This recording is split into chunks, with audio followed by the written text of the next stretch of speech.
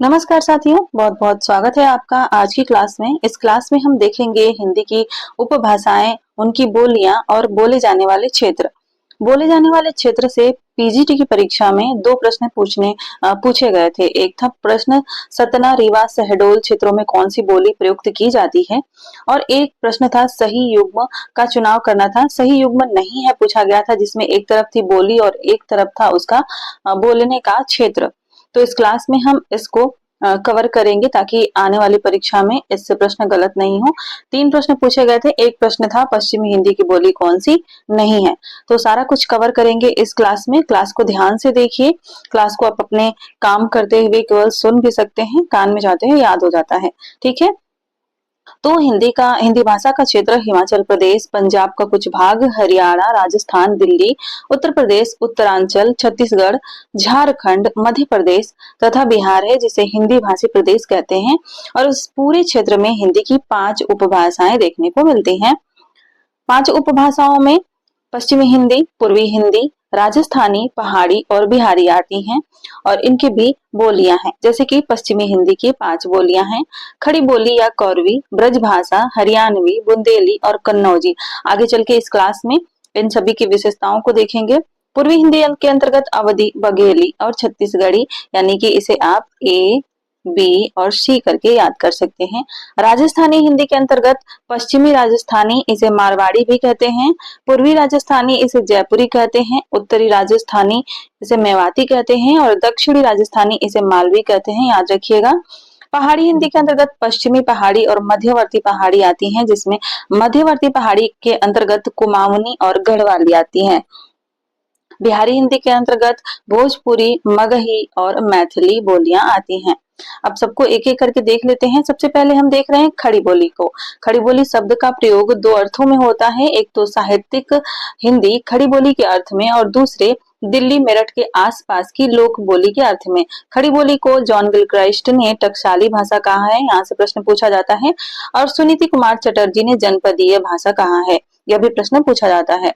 कुछ लोगों ने खड़ी का अर्थ खरी यानी कि प्योर यानी कि शुद्ध माना है, और दूसरों ने खड़ी यानी स्टैंडिंग माना, यानी कि खड़ी पाई। कुछ अन्य लोगों ने इसका संबंध खड़ी बोली में अधिकता से प्रयुक्त खड़ी पाई माना है, तथा उसके ध्वन्यात्मक प्रभाव कर्कशता से भी जोड़ा है, यानी ये सुनने में बहुत ही ज्यादा कर्कश लगती है, इसलिए इसे खड़ी बोली कहा जाता है। खड़ी बोली या कौरवी का उद्भव सौरसेनी अपभ्रंश के उत्तरी रूप से हुआ है, और इसका क्षेत्र है देहरादून का मैदानी भाग, सहारनपुर, मुजफ्फरनगर, मेरठ, आगरा, दिल्ली का कुछ भाग, बिजनौर, रामपुर और मुरादाबाद। लोक साहित्य की दृष्टि से खड़ी बोली बहुत ही संपन्न है। इसमें पवाड़ा, नाटक, लोक कथा, लोक गीत इत्यादि पर्याप्त मात्रा में मिलते हैं, और इनका काफी अंश प्रकाशित भी हो चुका है। हिंदी, उर्दू, हिंदुस्तानी तथा दक्षिणी एक सीमा तक खड़ी बोली पर ही आधारित है, और यह एक आकार बहुला बोली है। आगे हम देखेंगे ब्रजभाषा को। ब्रज का पुराना अर्थ पशुओं या गायों का समूह या चारागाह इत्यादि आदि है। पशुपालन के प्राधान्यता के कारण यह क्षेत्र ब्रज कहलाया, और इसी के आधार पर इस क्षेत्र में बोली जाने वाली बोली को ब्रज भाषा कहा जाता है। इसके अन्य नामों की बात करें जो परीक्षा में पूछा जाता है, इसका अन्य नाम है ब्रिज, ब्रिज की, नाग भाषा, पुरुषोत्तम भाषा और भाषामणि। ये ब्रिज नहीं है, ब्रिज है। ठीक है। इसका विकास सौशनी अपभ्रंश के मध्यवर्ती रूप से हुआ है। ब्रजभाषा आगरा, मथुरा, अलीगढ़, धौलपुर, मैनपुरी, एटा, बदायूं, ग्वालियर, बरेली तथा भरतपुर के आसपास के क्षेत्रों में बोली जाती है। साहित्य और लोक साहित्य दोनों ही दृष्टियों से ब्रज भाषा बहुत ही संपन्न है। ब्रज भाषा की उपबोलियां हैं, यह भी परीक्षा में पूछी जाती हैं। भुक्सा, इसे बोक्सा भी कहते हैं, अंतर्वेदी, भरतपुरी और डांगी। ब्रजभाषा बंगाली और असमिया के साथ मिलकर ब्रजबुली के नाम से जानी जाती है, यह भी याद रखिएगा, परीक्षा में पूछा जाता है। और यह ओकार बहुला बोली है। यह क्लास बहुत ही महत्वपूर्ण है, क्योंकि 3 प्रश्न बने हैं। किसी एक परीक्षा में किसी एक टॉपिक से 3 प्रश्न बन जाए बहुत बड़ी बात होती है। तो ये छोटा सा टॉपिक है, छोटी सी क्लास है, तो यहाँ से आपके प्रश्न बन सकते हैं। क्लास दोस्तों के साथ शेयर कर दीजिएगा। अगली बोली है हरियाणी। हरियाणा शब्द के व्युत्पत्ति विवादास्पद है। कहा जाता है कि हरि और यान, कृष्ण का यान इधर से गुजरा था, द्वारिका गया था, इसलिए इसका नाम हरियाणा पड़ा। कभी कभी कहा जाता है कि हरि धन अनन्य यानी कि हरावंत। कभी कभी कहा जाता है अहिर आना यानी कि राजपुताना या तेलंगाना की तरह, इसलिए इसके कई मत दिए जाते हैं। सर्वमान्य तत्व जो है अहिराना से यह हरियाणवी बना है, यह कहा जाता है। ठीक है, इसकी उपबोलियां है दसाड़ी, चमरवा और जाटी। ये परीक्षा में आने वाला तथ्य है, इसे याद रखिए। उपबोलियां दसाड़ी, चमरवा और जाटू। हरियाणी का विकास उत्तरी सौरसेनी अपभ्रंश के पश्चिमी रूप से हुआ है, यह विकल्प में दिया जा सकता है। खड़ी बोली अहिरवाटी, मारवाड़ी, पंजाबी से घिरी इस बोली को कुछ लोग खड़ी बोली का पंजाबी से प्रभावित रूप मानते हैं। इसका क्षेत्र मोटे रूप से हरियाणा, दिल्ली का देहाती भाग है। हरियाणी में केवल लोक साहित्य है और जिसका कुछ अंश प्रकाशित भी हुआ है। यह आकार बहुला बोली है। अगला प्रश्न देखते हैं, बुंदेली। बुंदेली राजपूतों के कारण मध्य प्रदेश तथा उत्तर प्रदेश की सीमा रेखा झांसी, छतरपुर, सागर आदि के आसपास के भाग को बुंदेलखंड कहते हैं और वहीं की बोली बुंदेली या बुंदेलखंडी है। ठीक है, इसका क्षेत्र देख लेते हैं, कहाँ कहाँ पर ये बोली जाती है। इसका क्षेत्र है झांसी, जालौन, हमीरपुर, ग्वालियर, ओरछा, सागर, नरसिंहपुर, सिवनी, होशंगाबाद तथा इसका आसपास का क्षेत्र। बुंदेली का विकास सौरसेनी अपभ्रंश से हुआ है। बुंदेली में लोक साहित्य काफी है, जिसमें ईसुरी के फाग बड़े प्रसिद्ध हैं। कहा जाता है कि हिंदी प्रदेश की प्रसिद्ध लोक गाथा आल्हा, जिसे हिंदी साहित्य में स्थान मिला है, यह मूलतः बुंदेली की एक उपबोली बनाफरी में लिखी गई थी। उपबोलियां इसकी हैं पंवारी, लोंधाती, राठी, बनाफरी, कुंडरी, निभट्टा और खटोला, और यह ओकार बहुला बोली है। इसकी उपबोलियों को याद रखिएगा, परीक्षा में आती है यहाँ। और क्षेत्र याद रखिएगा। कन्नौजी की बात कर लेते हैं। कन्नौज संस्कृत में कान्य कुब्ज कहा जाता है, इस बोली का केंद्र है, अतः इसका नाम कन्नौजी पड़ा। यह इटावा, फर्रुखाबाद, शाहजहांपुर, कानपुर, हरदोई, पीलीभीत आदि में बोली जाती है। कन्नौजी भी सौरसेनी अपभ्रंश से ही निकली है। यह ब्रज भाषा से इतनी अधिक समान है कि कुछ लोग इसे ब्रज भाषा की ही एक उपबोली मानते हैं। उपबोलियों में इसकी है तिरहारी, यह उकार बहुला बोली है। अब देखते हैं हम अवधि को। इस बोली का केंद्र अयोध्या है और अयोध्या का ही विकसित रूप अवध है, जिससे अवधि शब्द बना है। इसके उद्भव के संबंध में विवाद है। अधिकांश विद्वान इसका संबंध अर्धमागधी अपभ्रंश से मानते हैं, यानी कि जॉर्ज ग्रियर्सन जो है इसका संबंध अर्धमागधी से मानते हैं, किंतु कुछ लोग इसे पाली से विकसित मानते हैं। पाली से कौन मानते हैं? बाबूराम सक्सेना। अवधि का क्षेत्र है लखनऊ, इलाहाबाद, फतेहपुर, मिर्जापुर, उन्नाव, रायबरेली, सीतापुर, फैजाबाद, गोंडा, बस्ती, बहराइच, सुल्तानपुर, प्रतापगढ़, बाराबंकी इत्यादि। अवधि में साहित्य और लोक साहित्य दोनों ही पर्याप्त मात्रा में मिलता है। इसके प्रसिद्ध कवियों में मुल्ला दाऊद, कुतुबन, जायसी, तुलसीदास, उस्मान, सबल सिंह आदि देखने को मिलते हैं। अब बात कर लेते हैं बघेली की। बघेले राजपूतों के आधार पर रीवा तथा आसपास का इलाका बघेलखंड कहलाता है और वहां की बोली बघेलखंडी या बघेली कहलाती है। बघेली का उद्भव अर्धमागधी अपभ्रंश के एक क्षेत्रीय रूप से हुआ है।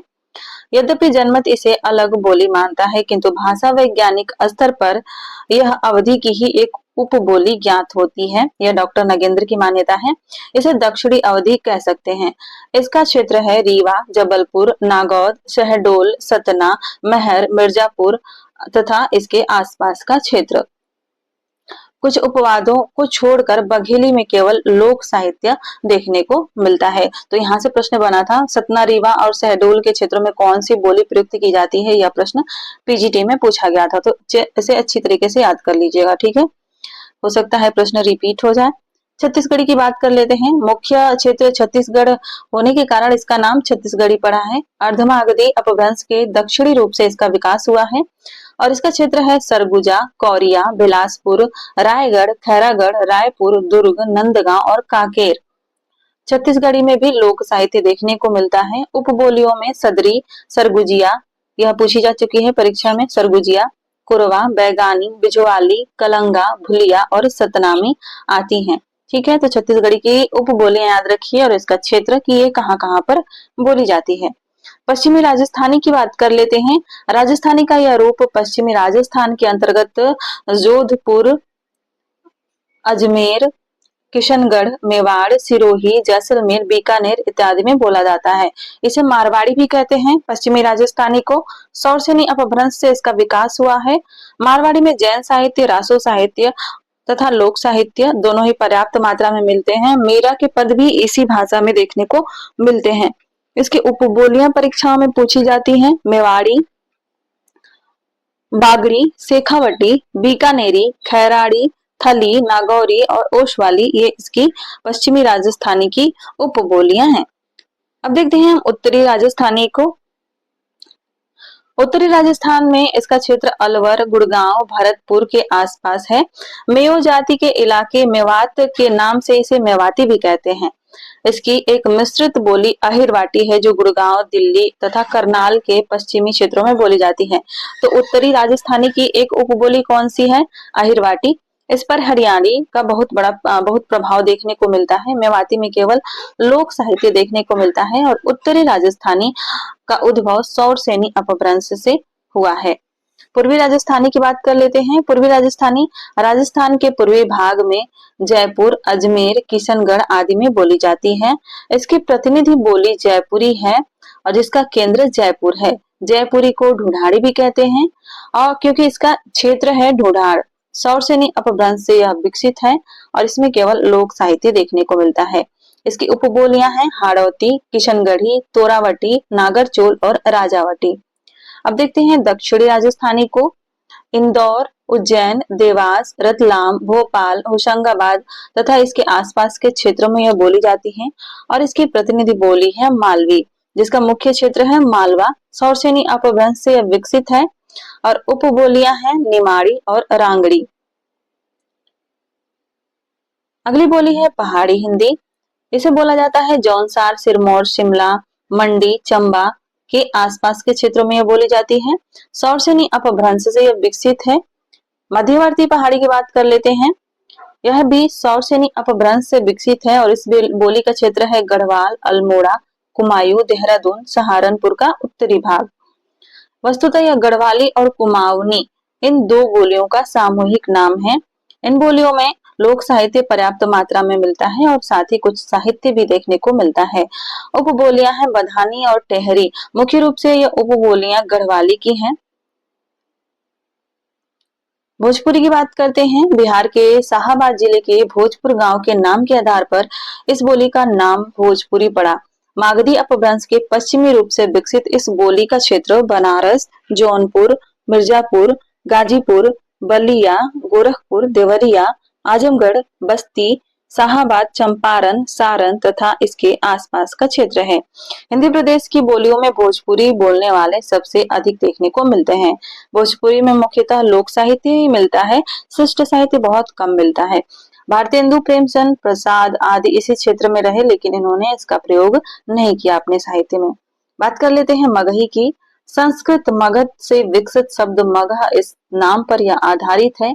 मागधी अपभ्रंश से विकसित यह बोली पटना, गया, पलामू, हजारीबाग, मुंगेर, भागलपुर तथा इनके आसपास बोली जाती है। इसमें लोक साहित्य बहुत है और कुछ ललित साहित्य भी देखने को मिलता है। यह मैथिली बोली और मुझे जहां तक ध्यान आ रहा है कि पीजीटी में इस बार इससे भी एक प्रश्न बना था। प्रश्न था कि कौन सा क्षेत्र मैथिली बोली का है। तो इस तरह से बोली और उनके क्षेत्रों से संबंधित 4 प्रश्न आपको देखने को मिले हैं। तो यह क्लास बहुत ही महत्वपूर्ण हो जाती है। क्लास को अच्छी तरीके से दोबारा रिपीट करके देखिएगा और याद करने की कोशिश कीजिएगा। मागधी अपभ्रंश के मध्यवर्ती रूप से विकसित यह बोली हिंदी और बांग्ला क्षेत्र की संधि पर मिथिला में बोली जाती है। दरभंगा, मुजफ्फरपुर, पूर्णिया तथा मुंगेर आदि में इसका क्षेत्र है। लोक साहित्य की दृष्टि से मैथिली बहुत संपन्न है। साथ ही इसमें साहित्य रचना अत्यंत प्राचीन काल से होती चली आई है। हिंदी साहित्य को विद्यापति जैसे रस सिद्ध कवि देने का श्रेय मैथिली को ही है। इनके अतिरिक्त गोविंददास, रणजीत लाल, हरिमोहन झा आदि इसके अच्छे साहित्यकार हैं। तो यह थी आज की क्लास। इस क्लास में बस इतना ही देख आएंगे। मिलते हैं अगली क्लास में कुछ प्रश्नों के साथ। तब तक के लिए अपनी पढ़ाई मन से कीजिए। इस क्लास को अपने दोस्तों के साथ जरूर शेयर कीजिए। धन्यवाद।